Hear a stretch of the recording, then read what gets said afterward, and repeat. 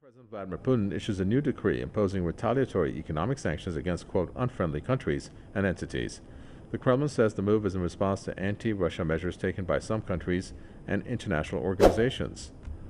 Russia will prohibit the export of products and raw materials to people and entities under sanctions. The order also bans transactions with individuals and companies from certain countries and asks Russian counterparts not to fulfill their obligations towards them. The Russian government has 10 days to compile a list of foreign individuals and companies to be blacklisted. The US, the EU, and some of their allies have imposed a wave of sanctions on Moscow since it launched the war in Ukraine in late February. Fred Weir is a journalist and political commentator who joins us from Moscow. Fred Weir, it's interesting how Russia is not naming those entities or states. It's going to do so, I'm deducting, in 10 days based on what reports have indicated. But to make sure that we're clear on this matter, this is about Russian gas and oil to countries that are not going to go with the scheme that Russia has asked, and that is to pay in rubles, correct? No, it's probably more far-reaching than that.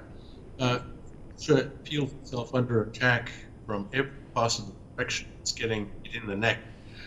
And of course, it doesn't have the economic power to fire back equally.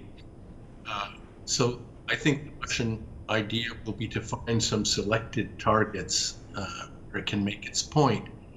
The trick is to hurt the target and not have it blow back on yourself.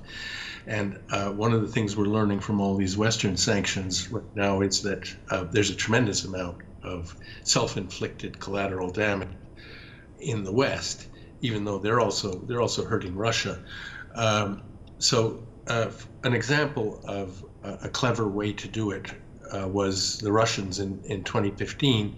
They announced a whole series of counter sanctions against the European Union, which was sanctioning them in finance and industry and so on. They banned European food products from Russia, from being imported into Russia. And that hurt European countries who had been major exporters, and it stimulated Russian agriculture so that by this time, like it's only 7, 8 years later, Russian agriculture is practically self-sufficient because it grew up under this protectionist wall that appeared in the guise of counter-sanctions. So presumably the Russians will be looking at some targeted, specific ways to hit back, although they can't do it on anything resembling the same scale that the West is doing it to them. But what's very interesting about this, and correct me if I'm wrong, based on the statements that are coming out from the EU, in this case in point that I want to ask you, they're very contradictory. Because you have on the one hand the EU coming out and saying, we're going to sanction any country that buys Russian gas and oil in the EU countries if they do that deposit in euros or dollars and for it to get exchanged. But at the same time, you have the EU Energy Commissioner that said, we're going to have to wait and see how this is going to pan out until the end of the year. And at the same time, you have countries that are continuing to buy Russian oil and gas. I mean, really, there's no recommendation of a replacement, but just threats of sanctions.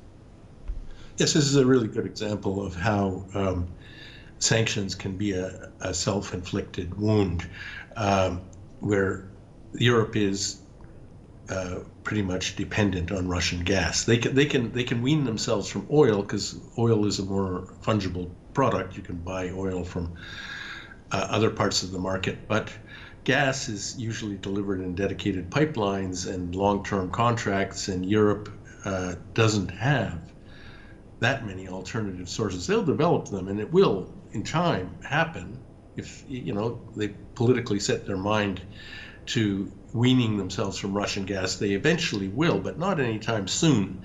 And so this is the dance that they're doing, because the Russians have demanded payment in rubles.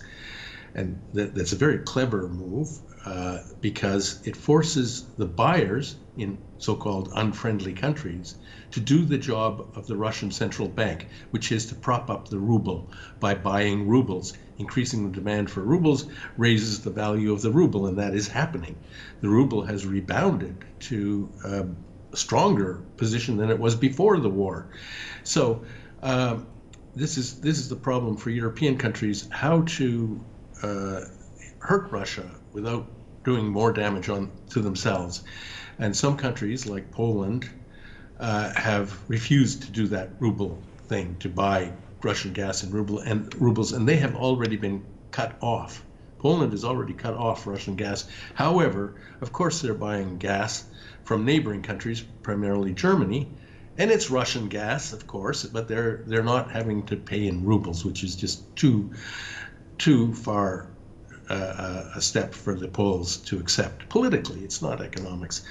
Other countries like Hungary have agreed to pay in rubles. Austria and Hungary are paying in rubles, and the Hungarian premier said the other day that about 10 European Union countries are already paying for their gas in rubles, and for the foreseeable future they probably will. They'll just find ways not to concede it or to hide it, but cutting off Russian gas would just be too painful for Europe, not for Russia, because they can find alternative markets even for their gas. Okay, thank you very much for that. Fred Weir, journalist and political commentator from Moscow. Many thanks.